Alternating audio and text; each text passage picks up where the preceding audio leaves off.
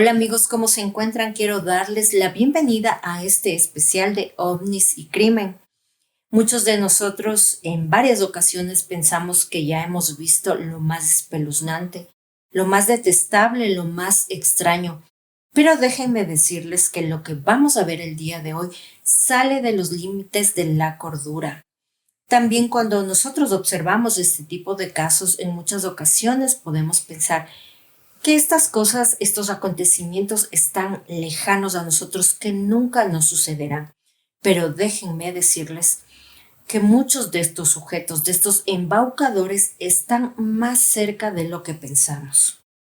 De esta manera, amigos, les reitero la bienvenida al especial y vamos a dar paso a la primera historia. El 10 de septiembre de 1999 en Nuevo México, Girly Cheu, una mujer de 27 años y proveniente de Malasia, no se había presentado en su trabajo. Uno de sus compañeros recordó las advertencias que Girly le había hecho días atrás. Le había dicho que si no llegaba a la oficina, debía alertar de urgencia a la policía y que el responsable sería su esposo. Y eso es lo que hicieron sus compañeros. La policía se dirige al departamento de Girly, pero al entrar, la limpieza extrema del lugar y un fuerte olor a lejía les parecen sospechosos. Al observar de cerca, la alfombra parecía tener zonas húmedas y haber sido limpiada con un vaporizador. Al ojo humano parecía tener un color normal, pero luego de usar luminol, esta se iluminó como árbol de Navidad, lo que quería decir que estaba cubierta de sangre. Rápidamente la desaparición de Girly se transformó en una investigación por asesinato, pero esta no sería una investigación más. La policía estaba lejos de sospechar que estaban frente a una compleja historia que involucraba ovnis, reptilianos, curas para el cáncer, sueros de la juventud, bebés inseminados, pero sobre todo la mente siniestra de un sujeto letal y mitómano.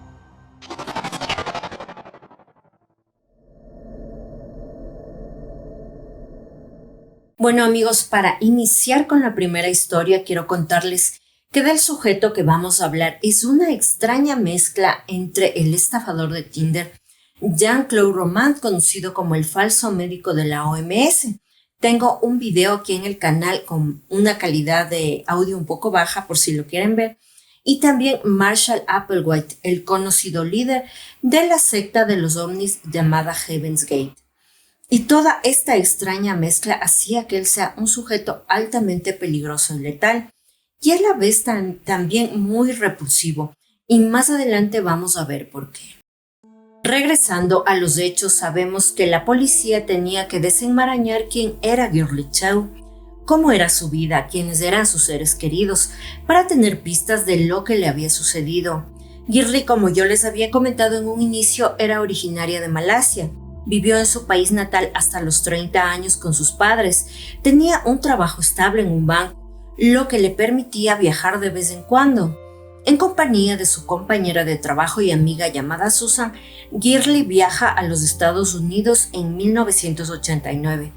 Ambas mujeres llegaron a San Diego, en donde visitaron el SeaWorld. Ellas quedaron tan fascinadas con el lugar que 2 años consecutivos más lo visitaron.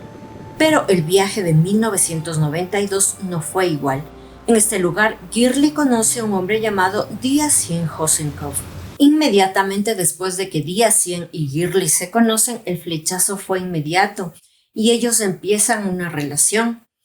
Para la edad tan temprana que tenía Diacien, él ya era médico. Él era un genetista, era un cirujano torácico y también investigador, además que tenía una maestría en química, por lo que había prestado servicios tanto en la CIA como en la NASA. Él también le contó a Girly que su madre era japonesa y su padre alemán. Pero pese a la efervescencia del momento, Girly sabía que tenía que regresar a su país y ella se va. Pero durante este tiempo que ella estaba ausente, Diacien la empieza a bombardear con una serie de cartas que en ese momento eran por correspondencia. Él escribía carta tras carta indicándole cuánto la amaba y cómo él se había quedado totalmente enamorado de ella. En una de esas cartas, Diacien le pide matrimonio y Girly acepta. Es así que un año después ella está regresando a Estados Unidos para casarse con él. Pese a que sus padres eran bastante apegados a ella y eran muy amorosos también con Girly, sabían que debían dejarla ir y que ella se realice y sea feliz.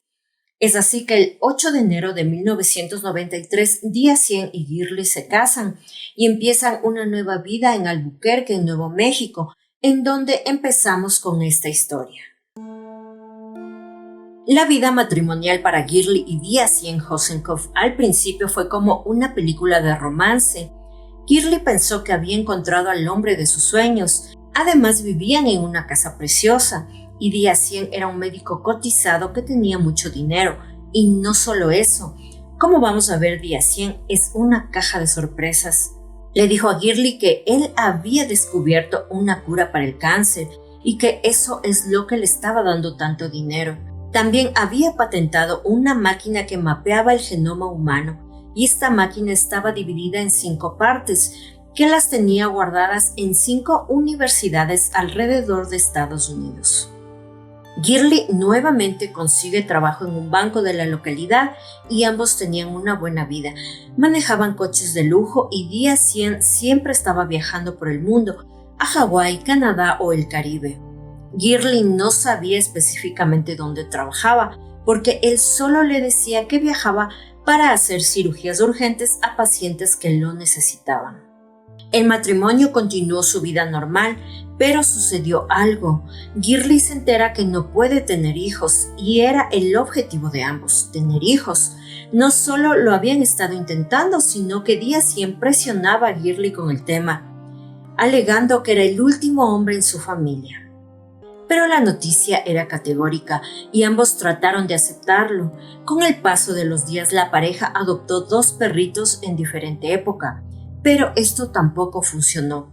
El primero murió por una enfermedad y el segundo desapareció.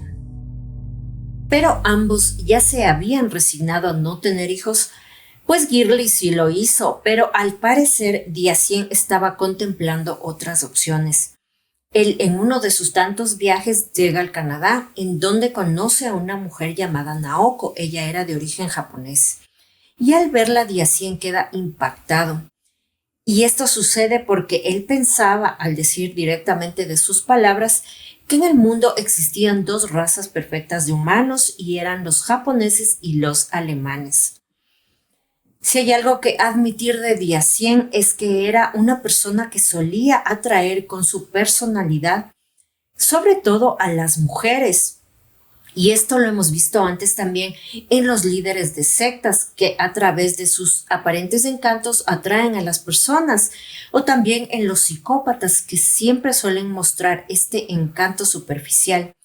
Pero esta parte de la personalidad de Día 100 hacia las personas se mostraba más bien como un estafador. Inmediatamente, al igual que cuando conoció a su esposa Girly, Día 100 empieza una relación con Naoko que duró un par de años. Pero fue muchísimo más allá porque ella se queda embarazada de Día 100. Y ella pensaba que lo amaba, que quería estar con él, era un médico renombrado, tenía dinero y sobre todo quería tener un hijo con ella.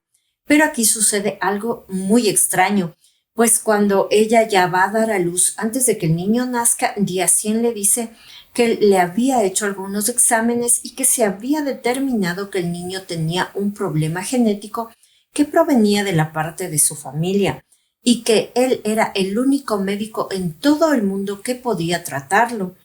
Entonces lo que él acuerda con Naoko es que ella le entregue al niño para que él lo pueda curar. Es así que cuando nace el bebé, Naoko le entrega al niño. Y lo que hace Día 100 es que toma al bebé, se sube a un avión y desaparece. Y esa es la última vez que Naoko vio a su bebé y también a Día 100. Cuando Día 100 estuvo de regreso en su casa, había llegado y tenía esta sorpresa para su esposa. En anteriores ocasiones, como les había comentado, había llevado cachorros para sorprenderla y tal vez llenar el vacío de no tener hijos. Pero esta vez las cosas eran diferentes, pues le había llevado al bebé. Cuando Girly miró al bebé recién nacido, se quedó petrificada.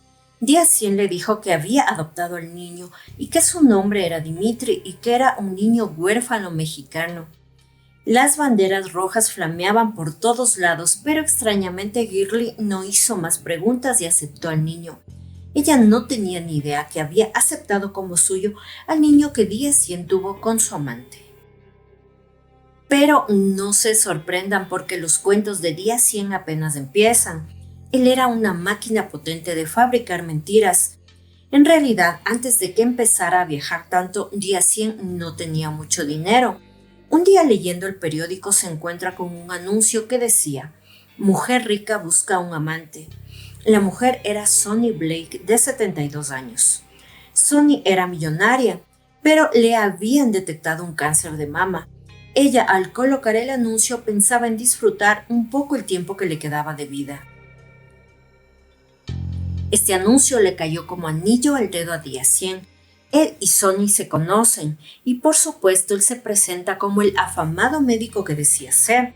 Y lo más perturbador de todo, que él había descubierto una cura para el cáncer.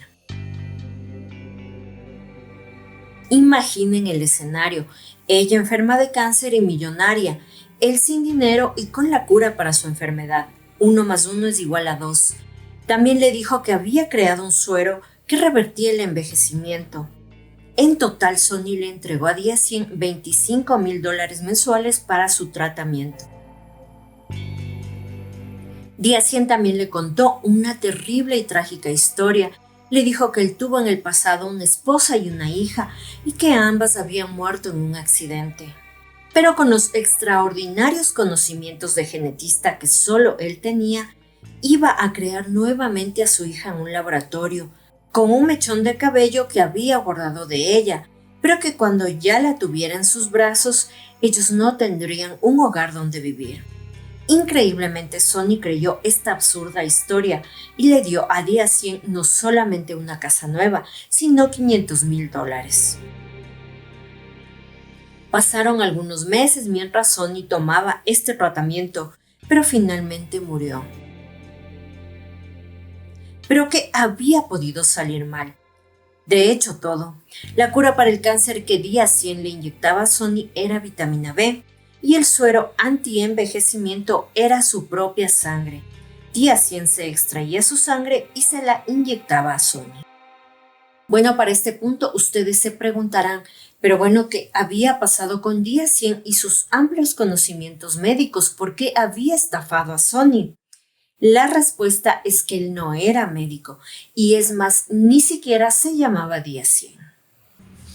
Armando Chávez era su verdadero nombre. Él había nacido en Houston y tampoco sus padres eran japonesa y alemana, como él decía. Es más, sus padres se habían divorciado y creció con su padre y su madrastra, a la que él odiaba. De adolescente, en un partido de fútbol se lesionó fuertemente la cabeza y la familia dijo que literalmente Armando Chávez cambió totalmente desde ese día. Su misma familia lo describe como manipulador y sociópata. Armando entró a la universidad, en donde siguió la carrera de licenciatura química. Mientras estudiaba, conoce a Rosemary. La relación prosperó y ambos se casan y tienen un hijo. Cuando empezaron a vivir juntos, Rosemary descubrió un hábito raro de su esposo. Lo sorprendió encerrado en el baño extrayendo su propia sangre con una jeringa. Hacía esto una y otra vez. Parecía que Armando tenía una obsesión con sacar su sangre. Eso y otras cosas más hacen que el matrimonio dure solamente 3 años. A pesar de todo esto, Armando se gradúa de la universidad. Piensa que ahora quiere ser médico, pero en el examen de ingreso él no sale aprobado. De todos modos, esto no fue impedimento para Armando. Es más, nada lo era. Él falsificó los documentos e ingresa a la facultad, en donde tampoco dura mucho tiempo, pues su falsificación es descubierta. Cuando fue expulsado de la Facultad de Medicina, decide cambiarse el nombre a Día 100 Hosenkopf. Ahora tenemos más claro el panorama de cómo se formó este estafador y fraude que era Hosenkopf. Al inicio del relato yo les había dicho que este sujeto tiene algo del componente del estafador de Tinder, y es que él parecía estar siempre al acecho y en búsqueda de una nueva víctima. También parecía que esto lo divertía a la vez de que lógicamente lucraba de cada una de sus víctimas. Estando en estas andanzas de buscar con ansiedad una nueva víctima, conoce a Kimberly Glasgow. Aquí el relato fue exactamente el mismo, que él era un afamado médico, que era un científico, pero aquí le agregó un componente. Él dijo que él tenía leucemia, que se estaba muriendo y que estaba en sus días terminales. Es extraño y perturbador, pues él decía tener la cura para el cáncer, pero a la vez estaba muriéndose con cáncer también. Pese a esta obvia contradicción, Kimberly lo aceptó y ellos empiezan una relación. Ella tenía 3 hijos de 14, 10 y 12 años. Un día Hosenkopf le dice que tenía que examinar a su hija adolescente de 14 años y Kimberly acepta. Lo que hace este sujeto es que ingresa a la niña a una habitación y hace que se quite toda la ropa. Él simplemente se quedó mirándola por un largo tiempo y luego la hizo salir. Kimberly no se sorprendió ni tampoco hizo nada al respecto. Y luego de esto suceden 2 eventos más, pues lo que hace Hosenkopf es que le permita a sus hijos, a sus otros 2 hijos menores, para que él les extraiga sangre. Parecía que él no superaba esta obsesión que tenía con extraer sangre. Y también ella lo aceptó sin hacer mayores preguntas, simplemente permitió que él hiciera esto con sus hijos. Y es más, ellos continuaron la relación más o menos por 2 años más. Mientras esto sucedía, Girly se dedicó a criar al bebé. Dimitri ya tenía 2 años y ella se sentía cada vez más sola, pero también sucedían cosas extrañas que le empezaron a hacer dudar de su esposo, como por ejemplo llamadas que ingresaban a su casa y varias mujeres que preguntaban por él, y una de ellas específicamente le dijo que era la prometida de día 100. También cuando ellos se habían casado, él tenía una habitación exclusiva en la casa a la cual no le permitía el acceso a Girly. Le dijo que estaba estrictamente prohibido ingresar a este lugar. Pero un día ella ve abierta la puerta. Día 100 se había olvidado de ponerle seguro y ella pensó que no desaprovecharía en ingresar a este lugar y saber qué ocultaba. La caja de Pandora había sido abierta. Girly encontró un montón de cartas de amor de diferentes mujeres, pero eso no era nada. Se dio cuenta que durante sus 5 años de matrimonio había estado viviendo con un estafador. Su nombre era Armando Chávez, no era médico ni científico, había estado casado antes y tenía un hijo. Era sospechoso de un intento de envenenamiento y acusado de falsificar su ingreso a la universidad. Pero el enterarse de todo esto no fue el detonante de la relación. ¿Recuerdan la llamada de la mujer que decía ser su prometida? Ella era Kimberly Glasgow. Girly decidió ir a verla en su trabajo y se presentó como su esposa. Esta situación realmente no pasó a mayores, ni Girly buscaba un enfrentamiento, solo quería saber la verdad. Pero cuando ella se fue a su casa y día 100 llegó, todo se volvió oscuro. Día 100, por supuesto, ya se había enterado de la visita de Girly a Kimberly y le propinó una fuerte paliza, a tal punto que un vecino tuvo que intervenir para salvarla. Tan salvaje fue la golpiza que le dio que la policía lo llevó detenido, pero lamentablemente los cargos por parte de Girly fueron retirados. La relación del matrimonio continuó, pero ahora era tensa, con continuas explosiones de ira de día 100. Y era 1999 y un día le pide que haga unas compras, pero que debía ir en el vehículo por la autopista. Ella no entiende por qué debía hacerlo tan específicamente, pero acepta. Luego escucha mucho ruido en el garage y va a ver qué sucede. Es ahí cuando ve a día 100 aflojando la llanta del vehículo con una llave. Él solo la mira y totalmente descontrolado corre para atraparla, pero Girly logra escapar. Pero no por un momento. Regresó con la policía para tomar sus cosas y abandona a día 100. Ella quiso llevarse al niño, pero él no se lo permitió, así que el pequeño Dimitri se queda con su papá. Es así que Girly se muda al departamento en donde finalmente desaparece. Ella no le había dicho a nadie su dirección, excepto a algunos compañeros del trabajo. Por otro lado, Diacien, en ausencia de Girly, siguió en su cacería de mujeres vulnerables. El turno fue para Julie, de 50 años, una mujer que acababa de salir de su matrimonio lleno de maltratos. En esta ocasión, Diacien ya no solamente usaría su discurso típico de ser un médico reconocido, sino ahora tenía otra carta a su favor, su bebé Dimitri. Pero aquí la historia se pone más delirante. A Julie le dice que Dimitri es uno de 12 niños que han sido modificados genéticamente por la NASA, donde por supuesto él trabaja. También le habló del suero anti-envejecimiento, el cual se lo vendió por $3,200 cada inyección y que debía usarlo por 3 años. Pero en la relación con Julie, Diacien no solo logró estafarla, también la usó como niñera, pues dejaba a su hijo Dimitri a su cuidado. A ella le llamó la atención cómo era el pequeño niño, era bastante callado y parecía ausente. También encontró marcas de pinchazos de aguja entre los dedos de sus pies y en sus brazos. Ella sospechó que el niño estaba siendo drogado, pero también podía ser que le estaba extrayendo sangre. Pero eso Julie no lo sabía.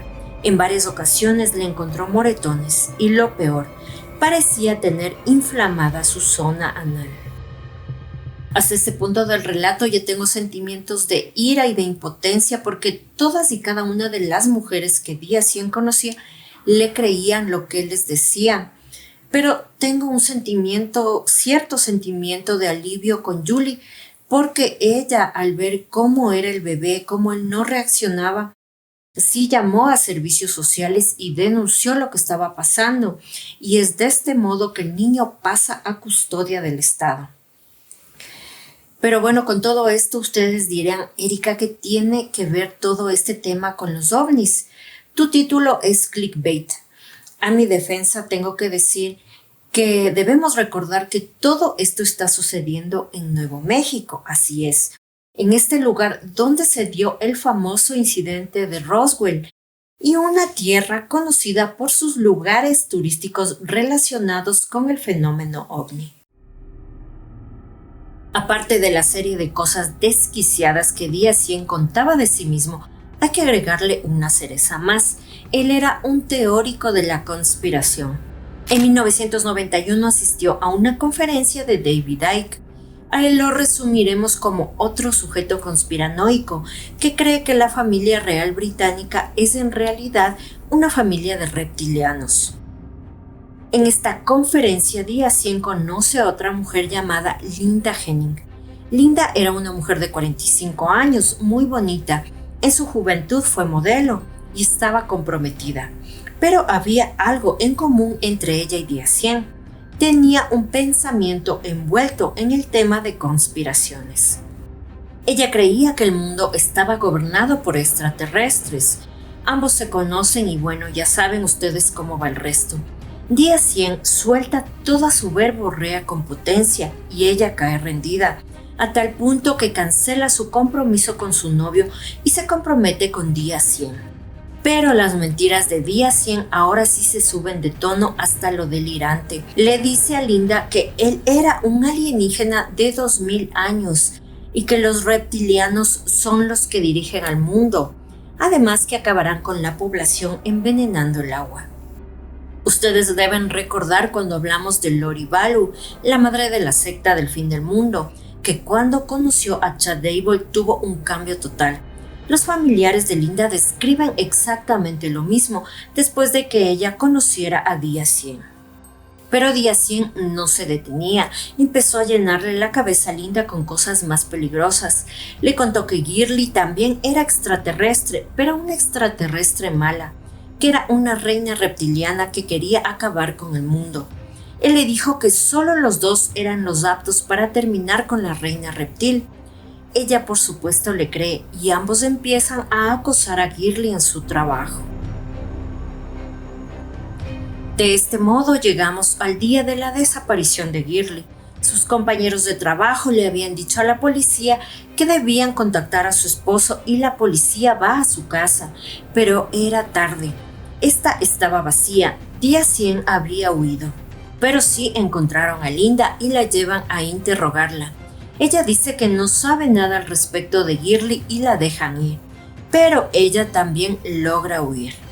Días después, la policía encuentra en el desierto una lona. Esta contenía ropa ensangrentada que da positivo como correspondiente a Girly. En la lona también encontraron pegado un pelo que dio positivo para Linda Henning. Pasaron algunos días más y algunas mujeres empezaron a llamar a la policía para informar que Tia Sien las había llamado para amenazarlas. De este modo pueden dar con su localización en Carolina del Sur. Cuando finalmente lo detienen, se encontraba con otra de sus novias. Además encontraron varios viales de sangre, la identificación de Girly y un limpiador a vapor. Al poco tiempo también encuentran a Linda y ambos son detenidos. En la casa de Linda, los investigadores recuperan una espada ninja que fue comprada la mañana del asesinato de Girly. 2 años después, ambos son procesados y Tia Sien, para evitar la pena de muerte, se declara culpable, pero Linda no.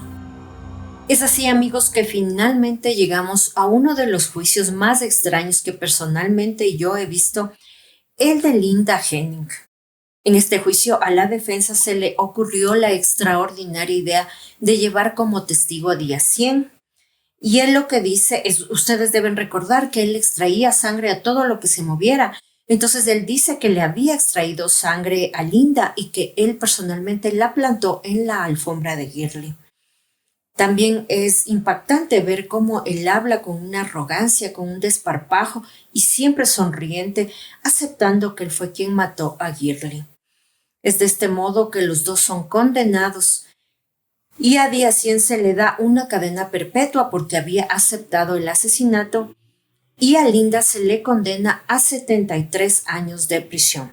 También un amigo de Tia Sien, él se llamaba Bill Miller, fue condenado por complicidad a 1 año de libertad condicional.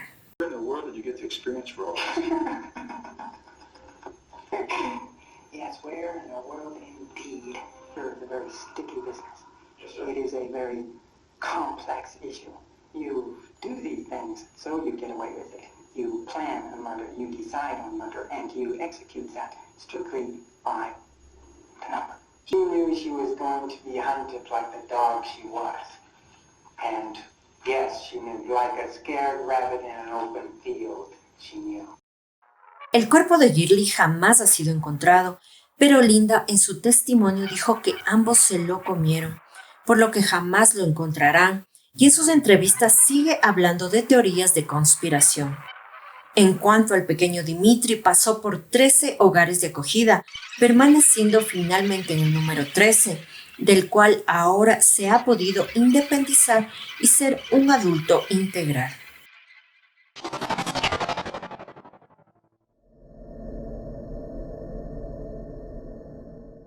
En la década de los 70 en España, cientos de niños habían encontrado en un grupo de montaña su segundo hogar. Esta especie de Boy Scouts se reunían para actividades campestres. Lejos de sus hogares, en la oscuridad de la noche, Eduardo González, el líder del grupo, sería su guía principal. Los niños confiarían en él para su cuidado, instrucción y guía. Una guía que poco a poco fue volviéndose algo insólita.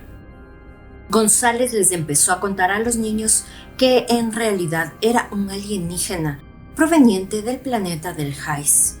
Pero no era cualquier alienígena, él era un príncipe, el príncipe Alain. Él había llegado a la Tierra para salvarlos de un inminente fin del mundo y los llevaría a su planeta, en donde solo habitaban hombres, pues la homosexualidad era la forma adecuada de vivir en Del Hais.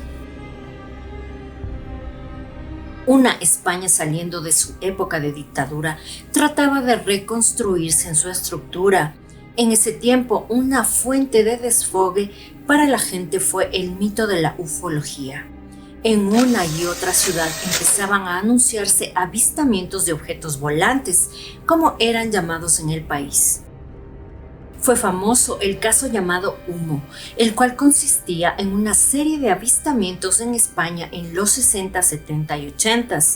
Las naves de los llamados humitas se caracterizaban por tener este símbolo y se decía que procedían de un exoplaneta llamado Humo. Entre todos los entusiastas del fenómeno ovni estaba Eduardo González Arenas. Eduardo en su mente empezó a dar forma a esta serie de ideas. Lo que se le ocurrió fue formar este grupo para reunir a niños, al cual llamó Asociación Juvenil de Montaña, Edelweiss. El grupo Edelweiss empieza a ser conocido entre los niños en Madrid. A muchos de ellos les hacía ilusión el pertenecer a este club para ir a la montaña, realizar actividades campestres y todo esto en compañía de otros niños. Es por eso que el grupo creció bastante rápido. Pero no todos podían pertenecer al grupo. La edad máxima promedio de ingreso eran los 12 o los 13 años. Además que tenían que provenir de colegios con un estatus económico alto y en su mayoría colegios religiosos, a los cuales Eduardo tenía acceso por conocidos que tenía en este lugar. Los padres confiaron rápidamente en él, pues en el grupo se promulgaba ideas como el amor, la paz, y él sobre todo decía que les enseñaría a los niños a cómo defenderse de cualquier peligro. La Asociación Juvenil de Montaña Edelweiss en 1971 pasó a llamarse Boinas Verdes de Edelweiss. Estaba conformada por diferentes grupos de montañistas, pero poco a poco las enseñanzas de Eduardo González, a quien todos llamaban Eddie, pasaron más allá de cómo encender una fogata. El aire ideológico político era evidente, desde los uniformes de los niños compuestos por una camisa militar, pantalones también militares de faena o bávaros, medias rojas, boina verde y pañoleta, extrañamente similares a los uniformes de las juventudes hitlerianas. Las enseñanzas estaban mezcladas entre escultismo, ecologismo y mesianismo extraterrestre. González les había revelado a los niños que él era el príncipe Alain, originario del planeta del Hais. Les había dicho que el fin del mundo sería en 1992 y debían estar preparados. A los niños se les empezó a colocar la marca de los humitas debajo del brazo y todos estaban felices, pues con estos elementos se les había otorgado un sentido de pertenencia. Varios niños luego de muchos años dirían que, si bien es cierto, ellos estaban en familias con buena clase social, pero no se sentían amados, y esa atención la encontraron en Edelweiss. Las actividades en la montaña tomaron forma de un entrenamiento paramilitar. Los chicos realizaban pruebas duras y fuertes, como lanzarse de un coche en movimiento, ser perseguido por un tirador con un arma de perdigones, cosas por el estilo. Este grupo también estaba formado por estructuras, cada división mandada por un coronel, escuadrones, compañías, secciones y pelotones. Por supuesto, los chicos deseaban escalar en los rangos y el objetivo principal era llegar al grupo élite o privilegiado.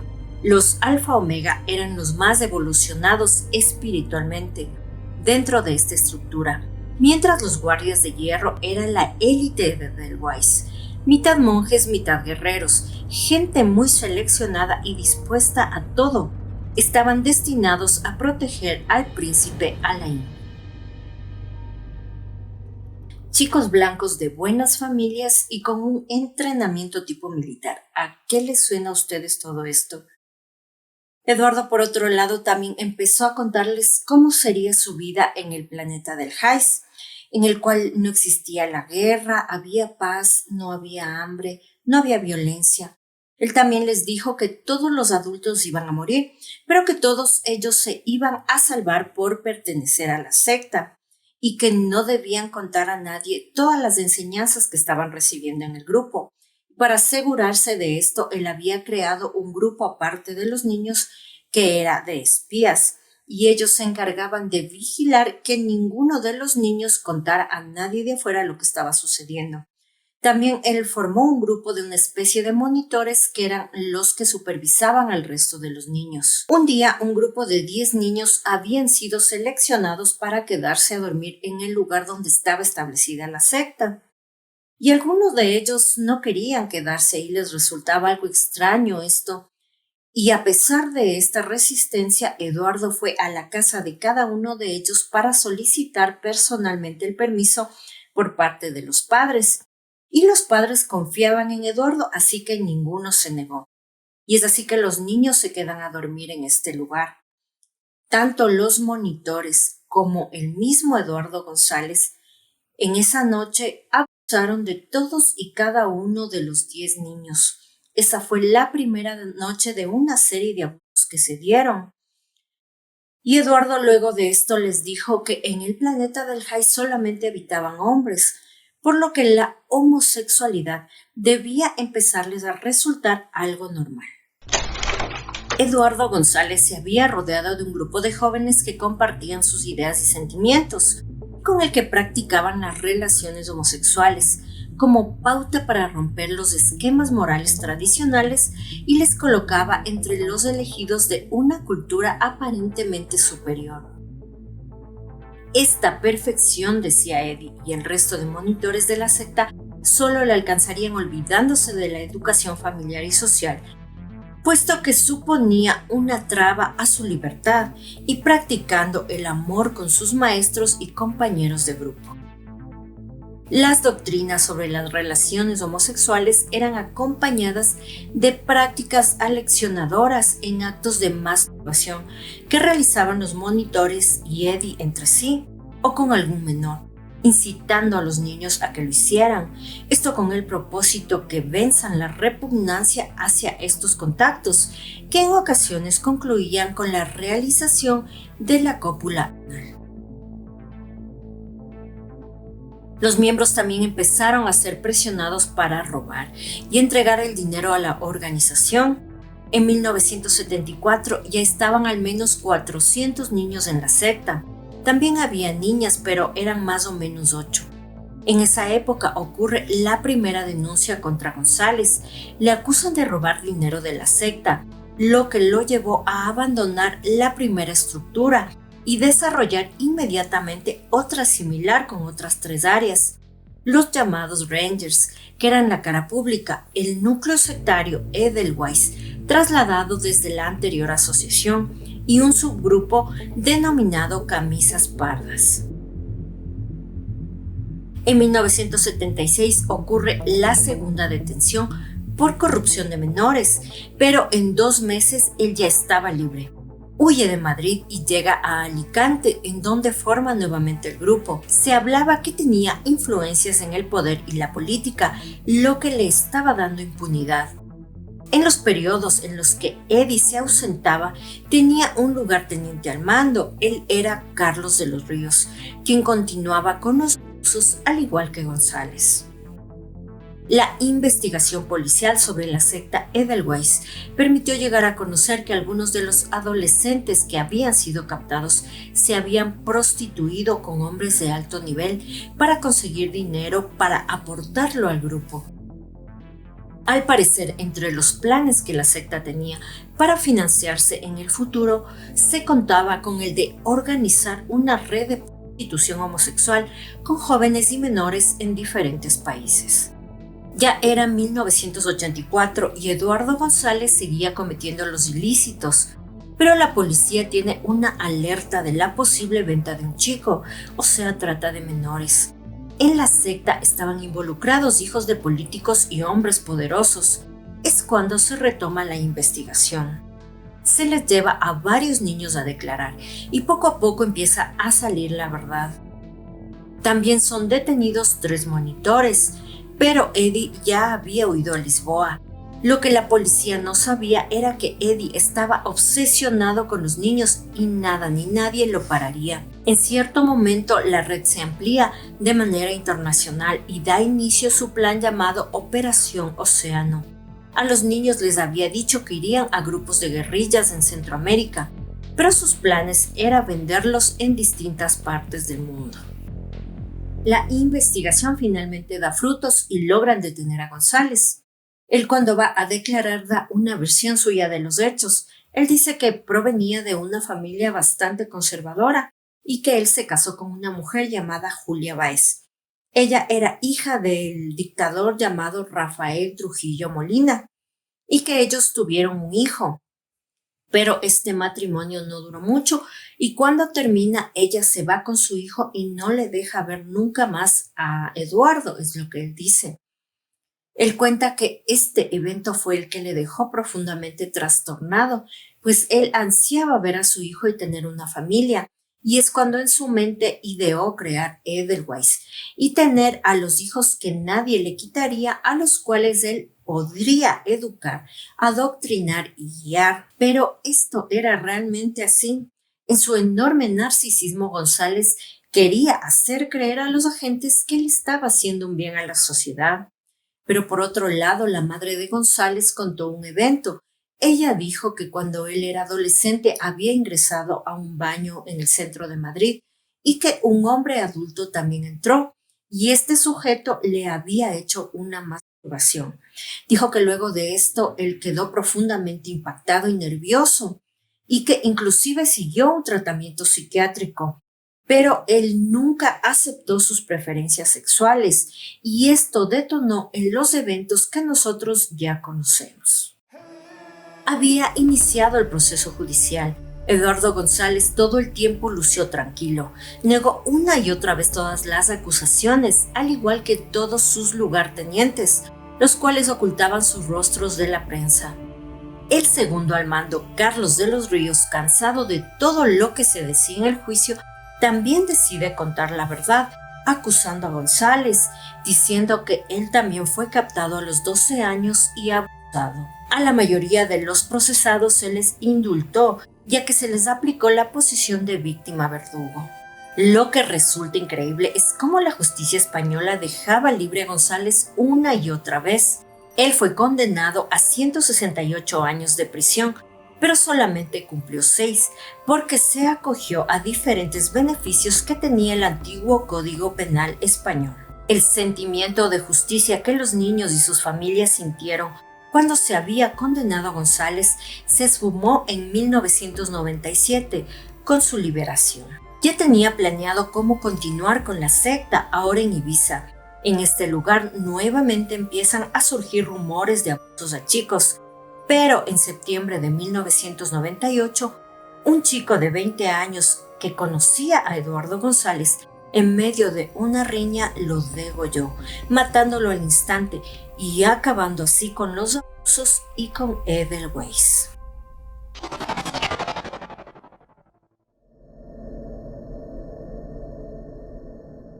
Una angustiada madre de familia se encontraba en su casa a la espera que su hija Jan Broberg, de 12 años, regrese, después de haberle dado permiso para que fuera a montar a caballo. Las horas pasaban y Jan no regresaba. Ese día, jueves 17 de octubre de 1974, terminó sin noticias de Jan. Sin embargo, sus padres siguieron esperando por su regreso el día viernes y sábado, y no habían contactado a la policía ni al FBI. Esta actitud parecía ser sospechosa, o al menos extraña, pero la verdad de esa actitud era otra.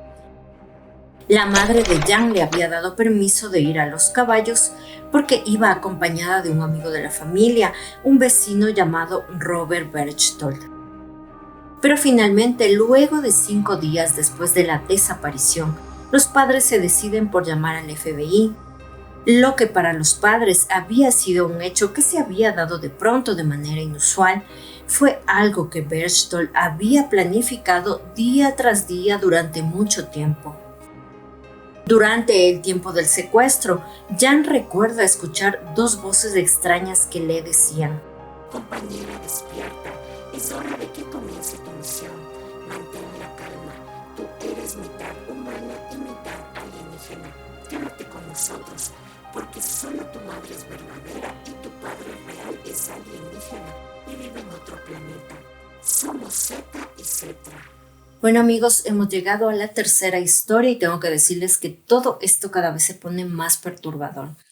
Para comprender y analizar lo que sucedió en este caso, tenemos que contextualizar cómo era el pensamiento de las personas y sobre todo de los niños en los años 70, pues había escasa información sobre el fenómeno ovni y también sobre la pedofilia. En varias partes del relato ustedes sentirán impotencia al conocer todo lo que Robert Berchtold le hizo creer a Jan. Y lo que es cierto es que a pesar de que pasen los años y en diferentes épocas, la inocencia de los niños y su ingenuidad nunca cambiará. Y la diferencia es que ahora podemos armarlos con valiosa información para que no caigan en las redes de este tipo de sujetos. Y también es verdad que a lo largo de la historia de la humanidad, este tipo de depredadores se han dado formas para poder llegar a sus víctimas, formas tan inverosímiles como las que vamos a conocer el día de hoy, las que cometen estos sujetos para cumplir sus objetivos. La familia Broberg era una familia típica estadounidense, formada por la madre Mary Ann, el padre Bob Broberg y sus 3 hijas, Jan, Karen y Susan, de mayor a menor. La familia vivía en Pocatello, Idaho, y eran mormones. El padre tenía una floristería y la madre era ama de casa. Ellos tenían una dinámica familiar normal. En los escritos del caso se indica que eran una familia amorosa y unida. Yendo al punto principal de esta historia, vamos a hablar de Jan. Era una niña de 12 años, muy extrovertida y alegre. A menudo los vecinos la veían pasear y conversar con adultos porque le gustaba ayudar y también platicar. En la iglesia a la cual acudía la familia, ellos conocen a otra familia, pero a diferencia, ellos tenían 5 hijos y era la familia Berchtold. Ambas familias conectan rápidamente. Los 2 hombres eran comerciantes, las 2 madres ama de casa y los hijos tenían edad similar, una escena que nos puede resultar muy familiar. Lo único que era diferente entre ambas familias era la personalidad de los esposos Berchtold. La madre era callada y tímida, pero el padre Robert era todo lo contrario, muy extrovertido, se hacía rápidamente amigo de todos y resultaba agradable. Con el paso de los días, Robert empieza a pasar más tiempo en la casa de los Broberg y su acercamiento a las niñas iba aumentando también. Las hacía jugar, les contaba historias, ellas lo describían como un padre divertido y los padres Broberg estaban felices con esto, pues confiaban en él. Ambas familias realizaron cientos de actividades juntos, salían en bicicleta, organizaban almuerzos, iban a la piscina. Toda esta dinámica de unión duró 3 años, es decir, los Broberg consideraban a los Berchtold sus mejores amigos. Cuando la familia estaba reunida, Robert Berchtold contaba sus historias casi siempre que eran sobre avistamientos de ovnis y seres extraterrestres. Las funciones de películas no se alejaban de la temática. Juntos veían Star Trek, La Guerra de las Galaxias, Perdidos en el Espacio, pero no era algo dirigido a Jan específicamente. Las historias y las películas eran para toda la familia. Robert Berchtold también sugirió que era hora que las niñas tuvieran cada una su habitación, y de esta manera él mismo con sus manos se encarga de elaborar una habitación especial para Jan. Con la confianza de los padres en el bolsillo, Robert Berchtold decide aplicar una nueva estrategia y muy conocida que es divide y vencerás.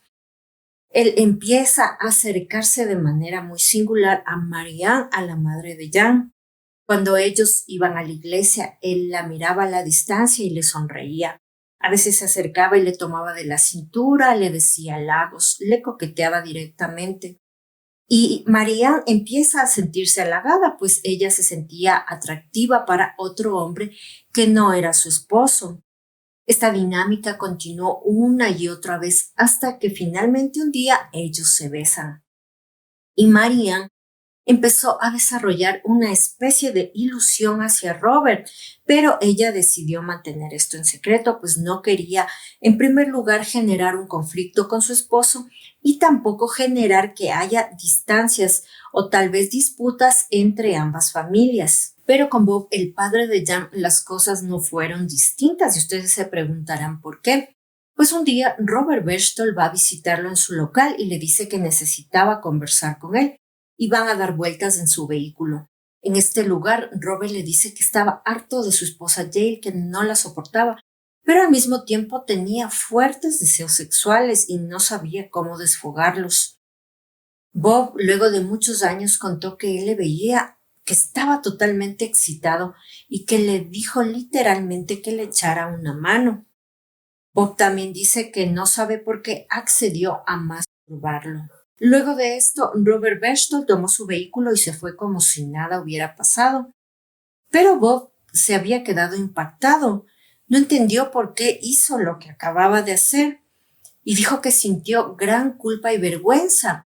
Él pensó, lógicamente, que había traicionado a su esposa y también a su iglesia. Y por esta vergüenza y por todo lo que esto implicaba, él se quedó callado y guardó el secreto, al igual que Marianne. Lo que ambos padres no sabían hasta ese momento era que con las acciones que cada uno cometió con Robert, habían caído literalmente en su trampa. El día del secuestro, Robert le dice a Marianne que quería llevar a Jan a montar caballo. Marianne le dice que no, porque la niña tenía clase de piano y aparte su padre se enfadaría por darle permiso de ir entre semana y el otro día tenía clases. Robert insiste, le dice a Mari que no se tardarán y que él mismo la llevará a su clase de piano. Este hecho de Robert resulta espeluznante y repulsivo. Parecía un adolescente insistente con la madre de una amiga.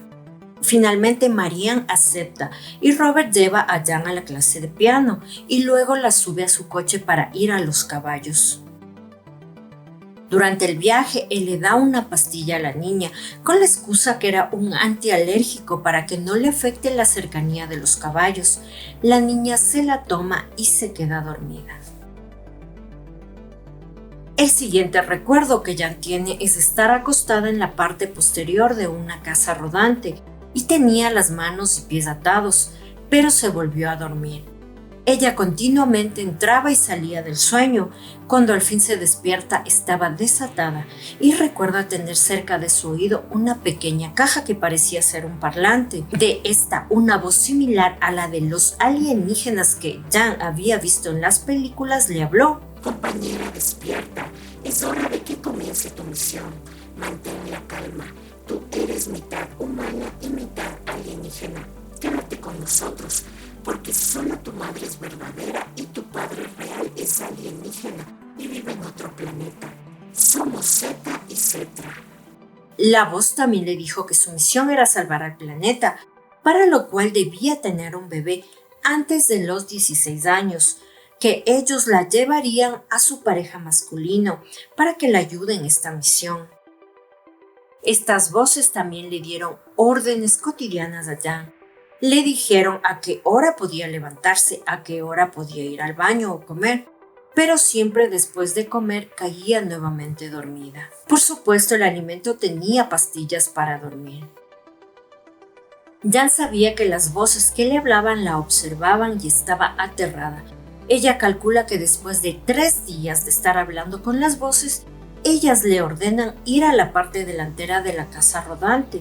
Le dicen que allí estará el hombre que le ayudará a cumplir su misión. Jan va apresurada y cuando abre la puerta se encuentra con Robert Berchtold. Él está sangrando y Jan se alegra de verlo, pues confiaba en él. Ella lo describe como haber visto a su papá. Robert luce aturdido y Jan lo sacude para despertarlo. Él la mira y la abraza. Jan le pregunta qué pasó, que por qué está sangrando. Entonces entra en acción su segunda parte del plan. Le dice que cuando iban conduciendo, una gran luz blanca les impidió el paso y chocaron. Él rompió el vidrio de la ventana y se lastimó. La niña une todos los puntos y dice ellos nos secuestraron. También le cuenta a Robert las órdenes que le había dado Zeta y Cetra y que le hablaron de un bebé, pero que ella no sabía cómo hacer eso porque era solo una niña. En cierto momento esta voz les habla nuevamente y les dice que es momento de consumar lo que hace a los hombres felices, y Berchtold termina abusando de Jan. Luego de todo esto, Robert decide que debe sacar a Jan del país, así que él la disfraza como niño con el pretexto aún de los alienígenas, y él había llevado unos papeles, los documentos de uno de sus hijos, y de esta manera logran cruzar la frontera hacia México, específicamente hasta Mazatlán. En este lugar las personas pensaban que ellos eran padre e hija y nadie se preguntó nada más al respecto.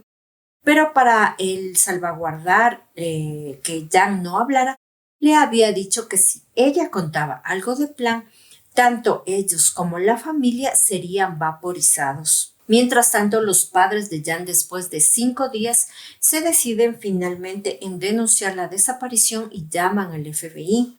Ellos se negaban a creer que Robert la habría secuestrado. Lo que pensaban era que tal vez tuvieron un accidente automovilístico o que algo sucedió en el camino.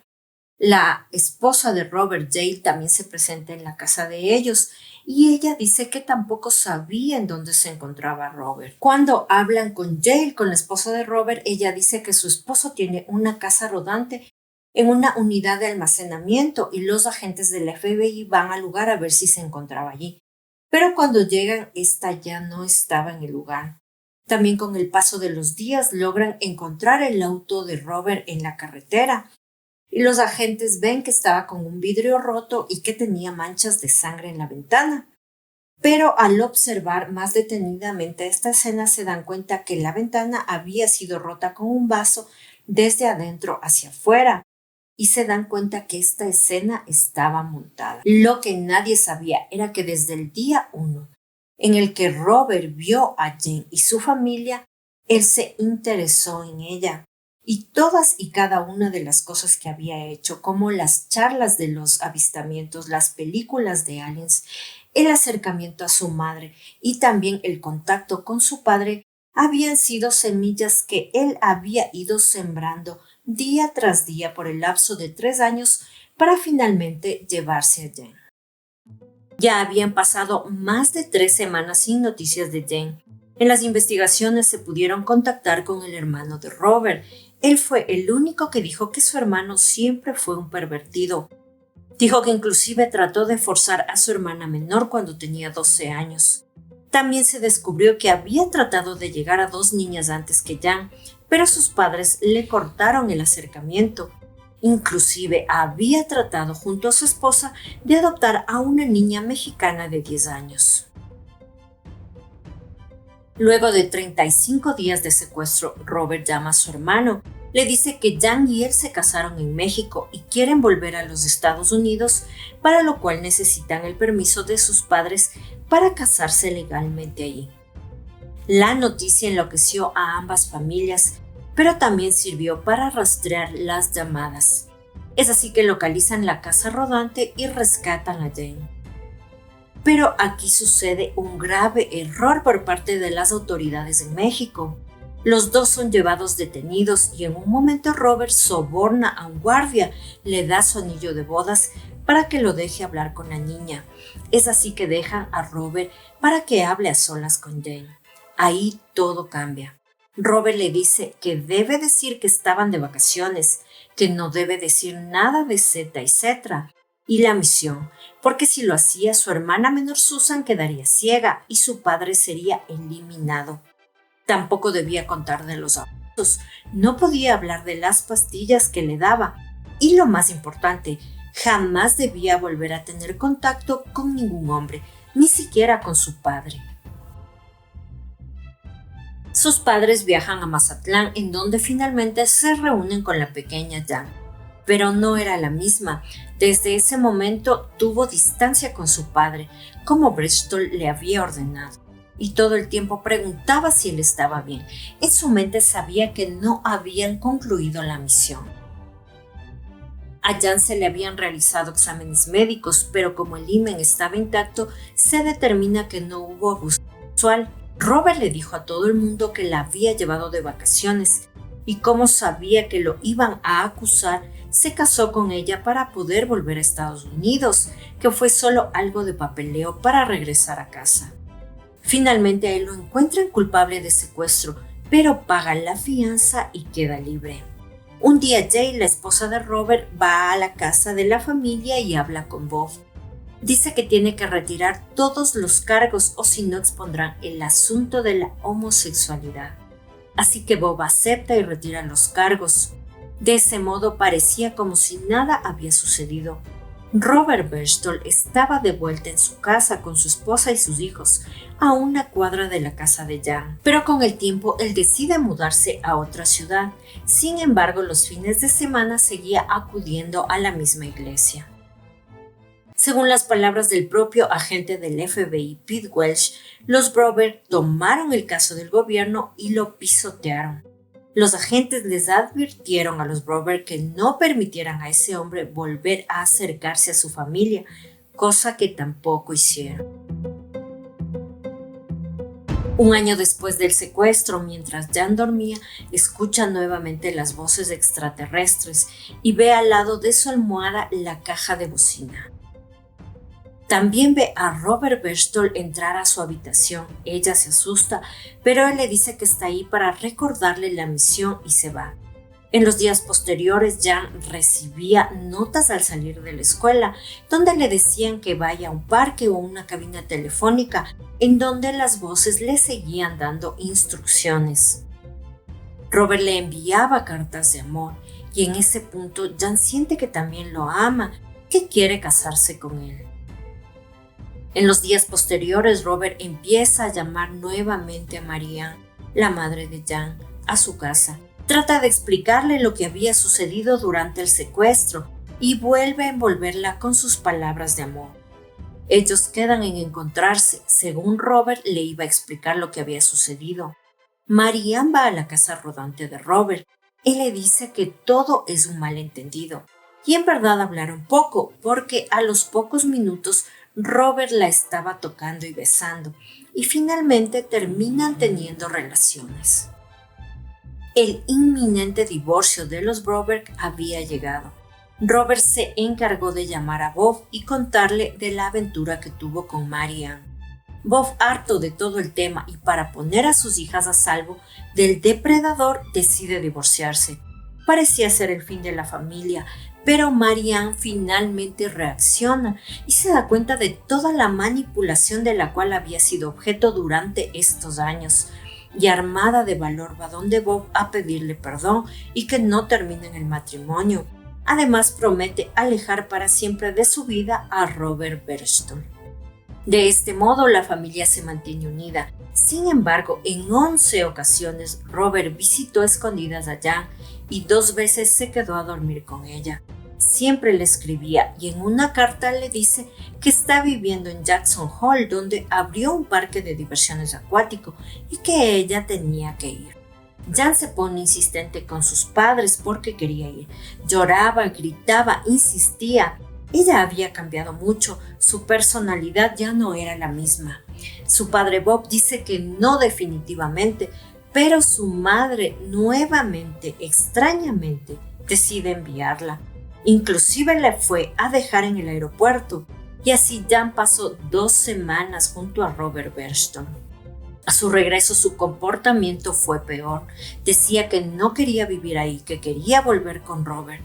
Los días continuaron con esta tensión en la familia y el 10 de agosto de 1976, con 14 años, Jan desaparece nuevamente. Había dejado una nota en su cama en donde decía que se iba con Robert. La familia inicia nuevamente la búsqueda, pero estaban avergonzados por todo lo que ya había pasado antes. Nuevamente esperan que ella simplemente regrese por su cuenta. Pero eso no pasó. Así que 2 semanas luego del secuestro informan de la desaparición. El FBI nuevamente se involucra, graban las llamadas y dan con la nueva ubicación de ambos. Estaban en Salt Lake City, en la casa rodante. Jan había pasado 90 días secuestrada. Berchtold nuevamente es detenido, pero en el año 1977 ocurre algo fatal. Mientras la familia dormía, Bob recibe una llamada donde le dicen que su local había sufrido un incendio. Luego de las investigaciones se supo que desde la prisión, Berchtold había pagado a 2 sujetos para quemar el local de Bob. Jan pensó que el incendio fue obra de los alienígenas porque ella no había cumplido la misión. Increíblemente, Robert vuelve a quedar libre. Él había sido destinado a un psiquiátrico en el cual permaneció 6 meses y quedó libre. Pero Jan, por otro lado, estaba desesperada porque ya mismo cumplía 16 años y no había llegado a la meta, que era cumplir con la misión que le habían encomendado. Ella también pensó que Robert estaba distante, ya no recibía cartas de su parte, y ella también pensó que él se había desinteresado de cumplir con la misión. Pero lo que Jan no sabía era que él no tenía ya mayor interés porque estaba acosando a una nueva niña. Y también Jan había crecido, ya mismo cumplía 16 años, y lo que a él le interesaba eran niñas menores. Fue solo con el paso del tiempo que Jan se dio cuenta que no estaba pasando nada malo. Es decir, ellos no se habían vaporizado, su hermana no había quedado ciega, su padre no había muerto. Nada de lo que los alienígenas le habían advertido había sucedido. Pero esto solamente lo pudo corroborar cuando cumplió 16 años y el mundo no terminó. Todo siguió igual y es cuando ella finalmente se da cuenta que había sido engañada y decide contar todo este tema de la conspiración alienígena, cómo había sido lavada el cerebro a sus familiares. Pasó mucho tiempo y en 2003 Marianne y Jan escriben un libro contando la historia. Robert Berchtold se enteró de la existencia del libro y enfurecido empezó nuevamente a acosarlas y amenazarlas, y esta vez se ven en tribunales. Después de 30 años, Jan le puede decir como una adulta en su cara todo lo que le hizo sufrir. Finalmente, en 2005, Robert Berchtold ingiere todas sus pastillas con alcohol y se quita la vida. Jan siguió su vida como una actriz famosa, ha perdonado a sus padres y es activista para defender a los niños de depredadores. Ella dijo que su vida con un hombre nunca pudo ser igual, porque sintió que Berchtold fue su primer amor y eso le arruinó la vida. Todas las historias que hemos escuchado hoy tienen algo en común: la manipulación. Y esta, por lo general, como hemos visto, no viene de una persona desconocida o ajena, pero siempre persigue un objetivo que beneficia al que la ejerce. Siempre que escuchamos sobre casos de manipulación o coerción, para muchas personas es difícil asimilar que las víctimas no hayan podido distinguir las sucias intenciones de sus victimarios. Pero lo que sucede es que ese control mediante la manipulación está camuflado con amor o algún beneficio pasajero para la víctima. Tia-Sing Hosenkopf supo cómo utilizar esta herramienta en cada una de las mujeres que conoció, aparentando beneficiarles con curas milagrosas, cuando el único beneficiado era él.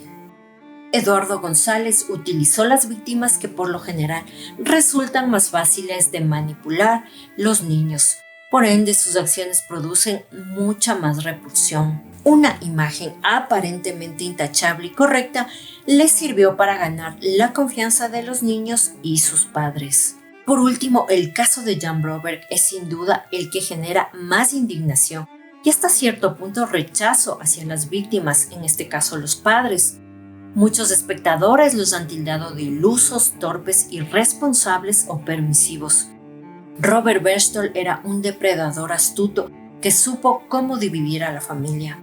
En la mayoría de lugares donde se habla de este caso, he escuchado decir que él estaba obsesionado con Jan, cosa que es un error. El objeto de sus deseos era una niña como tal, sea cual fuese. Por eso cuando ella creció, simplemente buscó otra. Los depredadores han estado, están y estarán al acecho de sus víctimas para cumplir sus metas, lo que nos debería llevar a pensar en quienes nos rodean, cuáles son sus intenciones y preguntarnos si los hechos que vivimos, sumados a nuestro instinto, nos dicen que alguien es fraudulento y qué vamos a hacer para detenerlo.